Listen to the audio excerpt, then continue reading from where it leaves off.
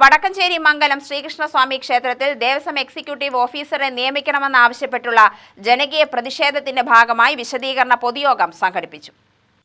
അഞ്ചുമൂർത്തിമംഗലം നായരങ്ങാടിയിൽ സംഘടിപ്പിച്ച വിശദീകരണ പൊതുയോഗത്തിൽ കുംഭാഭിഷേക കമ്മിറ്റി വൈസ് പ്രസിഡന്റ് അശോകൻ അധ്യക്ഷനായി.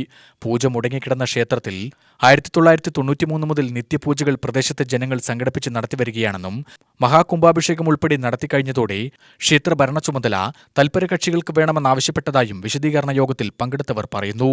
ഇതിനെ തുടർന്നാണ് പൊതുജനങ്ങൾ സംഘടിതമായി ദേവസ്വത്തിന് കീഴിൽ എക്സിക്യൂട്ടീവ് ഓഫീസറെ നിയമിക്കണമെന്നാവശ്യപ്പെട്ട് മംഗലം നായരങ്ങാടിയിൽ വിശദീകരണ സദസ്സ് സംഘടിപ്പിച്ചത്.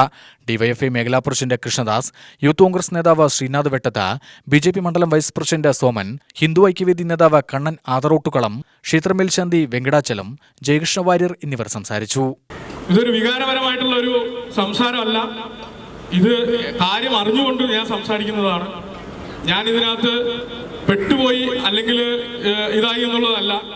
എനിക്ക് ഇതിന്ന് ഒഴിവാകാൻ പറ്റുമായിരുന്നു, പക്ഷെ ഞാൻ ഒഴിവാവില്ല. കാരണം എൻ്റെ വീട് ഇപ്പം നേരത്തെ പറഞ്ഞു 90 കൊല്ലത്തോളം, ഞങ്ങൾ 85 കൊല്ലത്തോളം ഉണ്ട്. 1950 Madras tax regime act, land tax act വന്നത് 1950 54 മുതൽ ടാക്സ് അടച്ച പേപ്പറുകൾ എൻ്റെ കയ്യിലുണ്ട്.